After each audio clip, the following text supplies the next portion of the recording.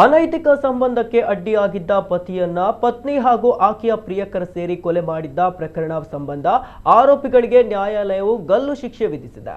ಈ ಘಟನೆ ಶಿವಮೊಗ್ಗದಲ್ಲಿ ನಡೆದಿದ್ದು, ಪ್ರಕಾಶ್ ಮೃತ ದುರ್ದೈವಿ. ಇವರ ಪತ್ನಿ ಫ್ಲೋರಾಳಿಗೆ ರಾಜಶೇಖರಯ್ಯ ಎಂಬಾತನೊಂದಿಗೆ ಅಕ್ರಮ ಸಂಬಂಧವಿತ್ತು. ಇವರ ಈ ಕಳ್ಳ ಸಂಬಂಧಕ್ಕೆ ಪತಿ ಅಡ್ಡಿಯಾಗ್ತಾನೆಂಬ ಶಂಕೆಯಿಂದ ಈ ಇಬ್ಬರು 2020ರ ಜನವರಿ 15ರಂದು ಪ್ರಕಾಶ್ಗೆ ಮೊದಲು ಮತ್ತು ಬರುವ ಔಷಧಿ ನೀಡಿ ಪ್ರಜ್ಞೆ ತಪ್ಪುತ್ತಿದ್ದಂತೆಯೇ ಅವರನ್ನು ಉಸಿರುಗಟ್ಟಿಸಿ ಅಮಾನುಷವಾಗಿ ಕೊಲೆ ಮಾಡಿದ್ದರು.